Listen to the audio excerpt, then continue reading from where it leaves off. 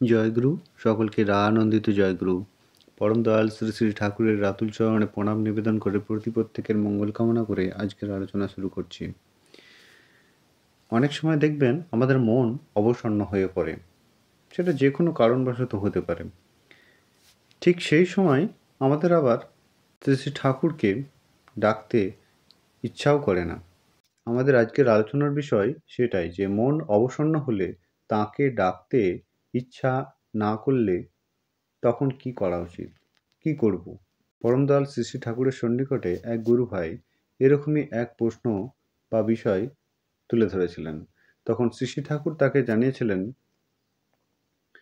তাকে ডাকি না বলেই মন অবসাদগ্রস্ত হয়।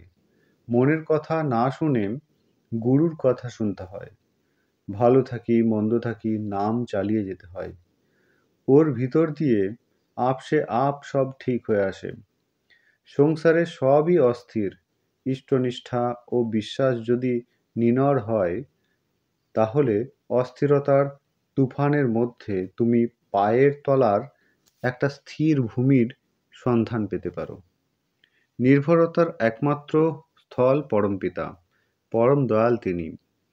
আমরা যখন তাঁকে ভুলে থাকি, তখনও তিনি আমাদের ভোলেন না, ছাড়েন না, ধরে থাকেন।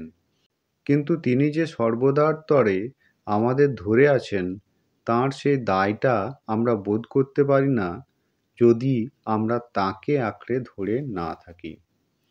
নিজের স্বার্থের কথা, সুখের কথা ভাবতে হয় না। ভাবতে হয় তিনিই আমার স্বার্থ, তিনিই আমার সুখ, তিনিই আমার ইহকাল, তিনিই আমার পরকাল, তিনিই আমার সব।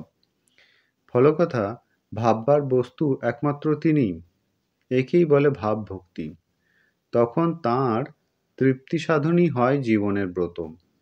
কায় মনোবাক্যে তাই করে চলা ছাড়া গত্যন্তর থাকে না। যাই হোক, আজকের আলোচনা এই পর্যন্তই। আলোচনা প্রসঙ্গে চতুর্দশ খণ্ড, পৃষ্ঠা ৫১। আপনারা সকলে ভালো থাকবেন, সুস্থ থাকবেন। সকলকে আনন্দিত জয়গুরু।